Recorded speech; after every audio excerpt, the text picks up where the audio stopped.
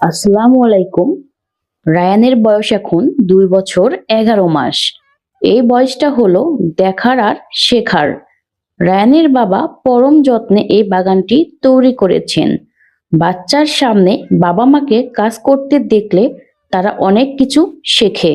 আমরা বাচ্চাদের মোবাইল না দিয়ে যদি এভাবে বাগানে নিয়ে আসি তবে তাদের অবজারভেশনাল স্কিল বা পর্যবেক্ষণ ক্ষমতা বাড়ে।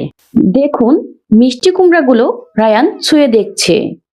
বাচ্চাদের সবজি দেখালে তারা আকার এবং রং সম্পর্কে দ্রুত ধারণা পায়। এখন আমাদের আসল কাজ শুরু।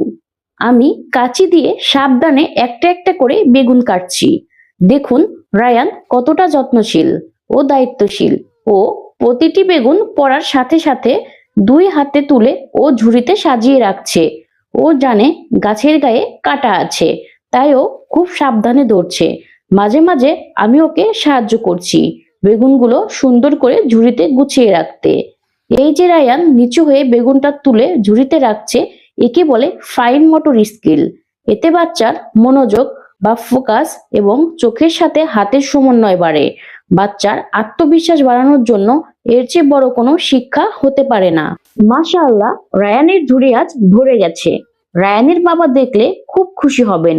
নিজের হাতে তোলা বিষমুক্ত সবজি খাওয়ার মজাই আলাদা। এই টাটকা বেগুনগুলো আজ দুপুরে রায়ানকে ভাজি করে দেব। ও যখন জানবে এটা ওর বাবার বাগানের আর ওর নিজের হাতে তোলা, তখনও খুব আগ্রহ নিয়ে খাবে।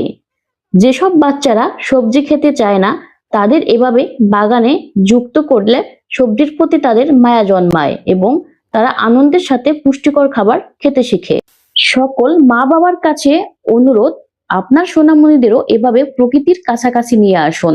তাদের জগৎটা শুধু চার দেওয়ালের মাঝে সীমাবদ্ধ না রেখে মাটি, ঘাস আর সবুজের সাথে মিতালি করতে দিন।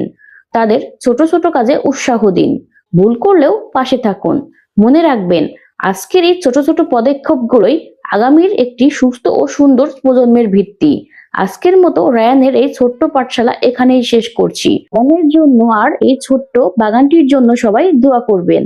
ইনশাআল্লাহ দেখা হবে আগামীতে নতুন কোনো মজার আর শিক্ষামূলক অভিজ্ঞতা নিয়ে।